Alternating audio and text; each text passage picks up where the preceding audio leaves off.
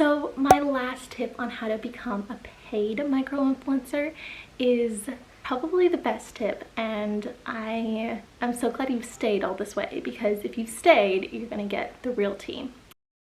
Hi guys, welcome back to my channel, or welcome to my channel if you're new. My name is Hayleigh and I'm so happy that you're here. I post a lot of lifestyle, wellness, fashion kind of content, so stick around if you enjoy it, give it a thumbs up and subscribe to my channel. I really appreciate it.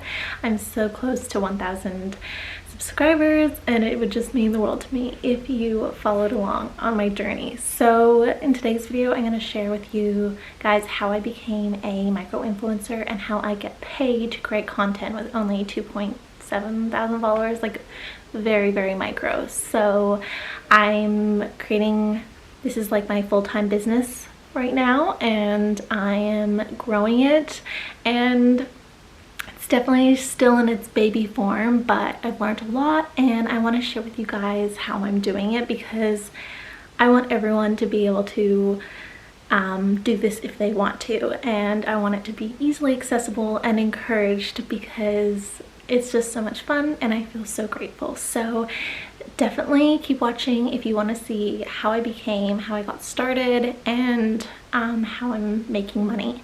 So yeah, I got started back in June last year. I've always wanted to do like kind of influencing kind of things. I love photography, I love being in front of the camera, I love being behind the camera, so it's kind of, and I've always wanted to work for myself, so this is kind of the best of both worlds for me. I feel like I can do everything I've always wanted to do, and yeah, it's easily accessible, but it's not easy. It's definitely been a journey.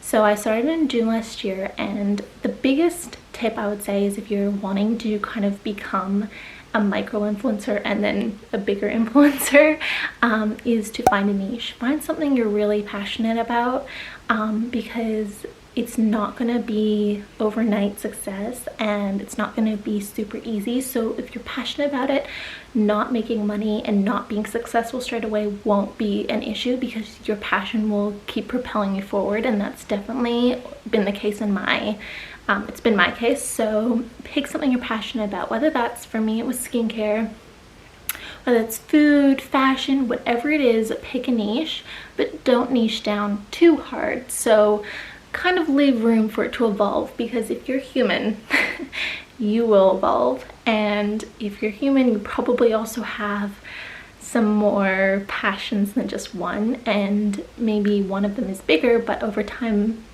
something else might become more, you might become more passionate about something else. So you want to have something where yes, you're niched, but you're not too niche that you can't evolve down the line. So that's what I did, and it's definitely evolving. So starting out, I picked my niche, which is skincare, and I got all the skincare products that I had and I just started photographing them. I just started consistently posting every single day. I started taking photos all the time. I started engaging with heaps of other brands and accounts, building a community, and I just started posting. Consistency and passion is the key when starting out. You just need to get yourself out there, get noticed by people, and start creating content. Also invest in yourself. I would buy products for myself that I knew I could take good photos of, and it essentially investing in my business, because I knew then that brand might want to work with me if they really enjoyed the content that I made. So that's the mindset I had going into it, was just picking something I was passionate about, a niche that I could find a community in, and putting all my heart and soul into that. And I did that for a couple, like a month, just full on into that. After a month or so, I started connecting with brands. They liked my photos. And by the way, I was just doing iPhone photography too. Like, it was nothing fancy, it was just iPhone photography, fun shots, nothing great, but brands were appreciating that I was taking making content with their products and wanted to send me some. I got some good brand deals that really like got me off my feet, and I just started getting more exposure. So I did reach a stage where I got pretty stagnant. I'm still in that stage. I'm very, very stagnant with my following growth. So I'm learning and trying to grow it right now, and hopefully in a couple months I'll be able to share a video on how I got out of the stagnant stage of growth, because it's inevitable that it will happen. You might find that you have a growth spurt and then it'll become stagnant, and a lot of people in those times will give up. So I'm telling you, do not give up.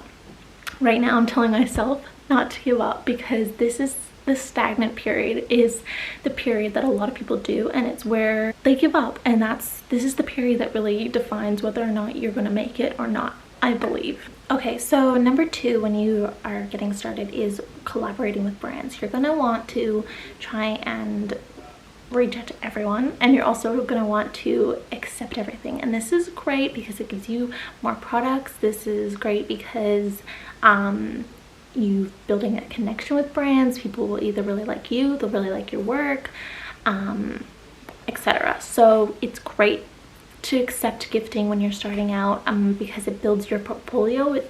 You're able to create more content, you're able to have more diverse product range, and you're able to create like relationships. So I have nothing against gifting, but what tends to happen is that you realize a $30 product isn't exactly worth 7 hours of your time. So if you're in that position right now where you're at the point of going, I really need to start getting compensated for my time, I want to start making this a business, I want to actually make a salary or some kind of income out of this, I want to it also enables you to put more quality into it, because you might be able to put money back into purchasing a ring light, purchasing a new camera, a lens, all those things. So if you're at that point where you're wanting to transition into becoming a paid influencer, here are my tips, because it's easy to get started. I think this is the hard part, is distinguishing yourself from just accepting everything, just gifting influencer and not really taking it super seriously, which is totally fine starting out with. But if you're at the position where you want to start taking it seriously and actually creating business, then these are hopefully my 4 tips that will really help you out. Okay, so the first thing I recommend when trying to evolve your account into more of a business is to create a goal. It's really hard to suddenly, just go from only doing gifted and like not really taking it super seriously to suddenly being super serious. I think it's better for you to actually like create a goal in your mind and take slow steps to work towards those goals, or just have like something that keeps you like grounded into why you are trying to take it more seriously. It's a lot easier to just accept gifts and not really care whether or not you are getting paid for it if you're happy with the products that you're getting.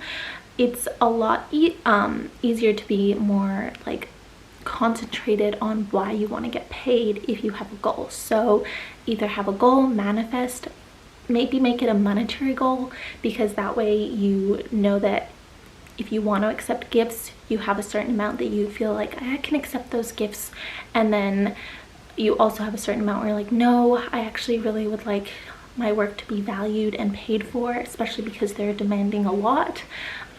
So have a goal, whether that's a monthly monetary goal, whether that's I want to buy a new camera, so you have a goal to make that much money. That's why you and to improve your photography. I also recommend to put any money you do start making into your business, so back into it, so it'll only elevate your business. I definitely think manifesting at the beginning to create more clarity around why you want to get paid, how much you want to get paid, is really, really important, because once I started doing this, I realized when I started actually manifesting a monetary figure that I wanted to make a week, brands started coming to me, and it was actually just insane, because I was like, oh my god, that figure, I made it this week, and that's because that brand reached out and I made it. So I think having a goal in your head will really like help motivate you to be more true to yourself in like accepting only paid gigs rather than gifting. So number two, when trying to transition from a gifting like small micro influencer to a more business orientated micro influencer, is to have curated responses. So Jada's Beauty, I believe, she had a really great post on this, and I actually used one of her templates as one of my responses because she wrote it so beautifully. So I'm going to leave her link down below, and I'm going to put the response that she has up here because she had a great response and it was super helpful with when I started wanting to create more of a like business for myself. I wanted to respond to brands and say, I want to get paid for this work that you're asking all these deliverables for. And I wasn't really sure how to respond to them and how to do it in a way that wouldn't like scare them off and never want to work with me again, because I think that's the biggest thing is when you're first accepting gifts, it's really easy to just go, yeah, I want those gifts, I want to work with you, like this is amazing, and then to go, oh no, I only want to get paid for it, it's very scary because you're like, they can easily reject you. So I think having the confidence that what you're replying to them with is super like professional, and yeah, it won't deter them from wanting to work with you again in the future. So I highly recommend giving Jada's Beauty a follow and checking out her guides because they really helped me, and I think it's a great tip when trying to evolve into more of a professional business. So my last tip on how to become a paid micro-influencer is probably the best tip, and I'm so glad you've stayed all this way, because if you've stayed, you're gonna get the real tea. The real tea is, in my media kit, I have two options. I have a content creation option and I have an engagement option. I believe that's what I've called it. This is bad, I should know what I called them, but it's something like that. I offer two separate things. One of them is posts on my feed. I can post, I can create engagement for the brand, I can create awareness of the brand through my posts, or I can just do product photography for them. As a micro influencer with only 2,700 followers, it's unlikely that a lot of brands will want to pay a lot of money for me to post on my own feed, because as good as my engagement is and loyal as my followers are, I'm still very small, and the likelihood of that brand feeling like it's worth the value is a lot smaller too, because they don't see the worth in the small numbers as much, but they might still really love my content. So I give them an option that if they don't necessarily need me to post on my feed, I can still create content for them. That way I'm still a little bit cheaper than a professional photographer they would hire for a couple of days to shoot every product. If it's a new launch, they can just get me to shoot that one photo, and I charge without ever having to put any photos on my feed. I charge brands. So this has actually given me quite a lot of income because I charge a good decent amount of money and I never have to post on my feed, and the brands get my kind of style photos that match their feed. So this is a great way to start actually making good money, is that it really has nothing to do with the numbers. Brands might find you on Instagram and go, oh yeah, I want to give them some products, but they don't want to pay you to post because they're not sure if the value is, but they might love your photos, so you're still getting paid without having to post. So this is something that's really worked well for me, and it's a great way to work as a micro influencer, because technically you're just a photographer, not just a photographer, you're a photographer, you're a product photographer, and you're able to use your skills to make money without worrying about engagement and followers and stuff, because engagement fluctuates but the quality of your work doesn't. So I feel like this is a great tip. Also, make sure you have a big portfolio for brands to see and see your work. That way, like I just created a website, check it out down below for an example of what you can do. This is great because brands can see my work without any numbers involved with it. So no engagement, no followers, no nothing. They can just look at my work and see whether they like it or not, and whether they want to pay for the quality of my work, regardless of numbers. So I think this is a great way to make money as a micro influencer because it really has nothing to do with your numbers. So I hope you enjoyed this video.